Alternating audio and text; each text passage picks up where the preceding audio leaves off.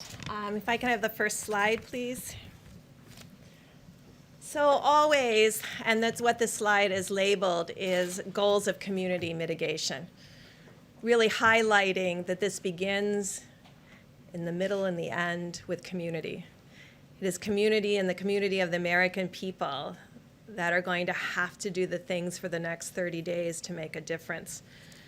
I think you know from that large blue mountain that you can see behind me, and I just want to thank the 5 or 6 international and domestic modelers from Harvard, from Columbia, from Northeastern, from Imperial, who helped us tremendously. It was their models that created the ability to see what these mitigations could do, how steeply they could depress the curve from that giant blue mountain down to that more stippled area. In their estimates, they had between 1.5 million and 2.2 million people in the United States succumbing to this virus without mitigation. Yet through their detailed studies and showing us what social distancing would do, what would happen if people stayed home, what would happen if people were careful every day to wash their hands and worry about touching their faces, that what an extraordinary thing this could be if every American followed these. And it takes us to that stippled mountain that's much lower, a hill actually, down to 100 to 200,000 deaths, which is still way too much. Thank you very much, Dr. Birx, Mr. President, Mr. Vice President. So what Dr. Birx has really said very simply is that there are really two dynamic forces that are opposing each other here. As I've mentioned several times in our briefings, the virus, if left to its own devices, will do that dark curve that Dr. Birx showed you. The other dynamic force is what we are doing, what we're trying to do, and what we will do in the form of mitigation. Now, these are very revealing bits of data because you saw what happened in Italy, where you make the turn around the curve and you go. That doesn't happen all at once. It's a stepwise fashion. And if I explain the steps, which I will, you'll see why we are really convinced that mitigation is going to be doing the trick for us. Because what you have is you have an increase in new cases at a certain rate. When the increase in new cases begin to level off, the secondary effect is less hospitalizations, the next effect is less intensive care, and the next effect is less deaths.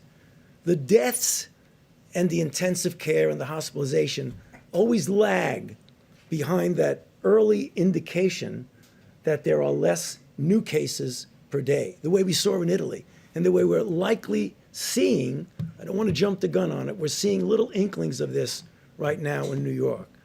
So what we're going to see, and that's we got to brace ourselves, in the next several days to a week or so, we're going to continue to see things go up.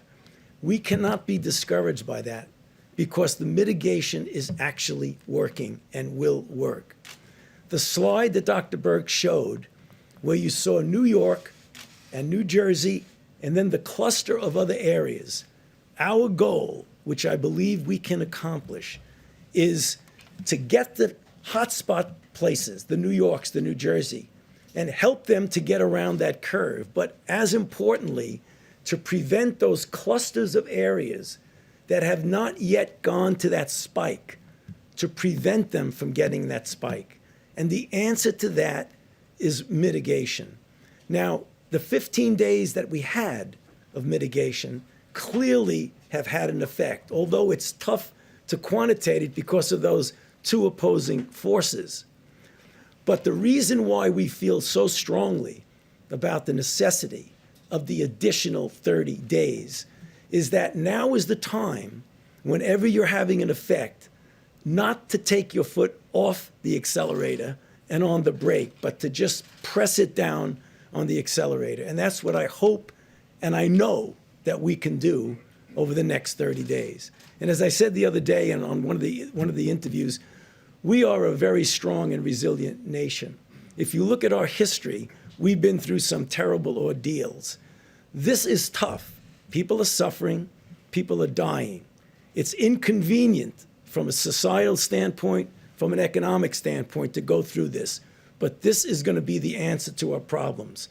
So let's all pull together and make sure, as we look forward to the next 30 days, we do it with all the intensity and force that we can. Thank you. As a nation, we face a difficult few weeks as we approach that really important day when we're going to see things get better all of a sudden. And it's going to be like a burst of light, I really think and I hope. Our strength will be tested and our endurance will be tried. But America will answer with love and courage and ironclad resolve. This is the time for all Americans to come together and do our part. I appreciate a lot of the media. We've had a lot of really good things said. I think only good things can be said when you look at the job that's been done. I just spoke with Franklin Graham, who's an extraordinary person. And Samaritan's Purse has been, like so many others, just been amazing and so fast. They did it so fast. He's been doing that for a long time, but I think people are really seeing what they have done. Franklin Graham, very special family. As we send plane loads of masks and gloves and supplies to the communities battling the plague, and that's what it is. This is a plague. We also send our prayers. We pray for the doctors and the nurses, for the paramedics and the truck drivers and the police officers and the sanitation workers, and above all, the people fighting for their lives in New York and all across our land. I watched as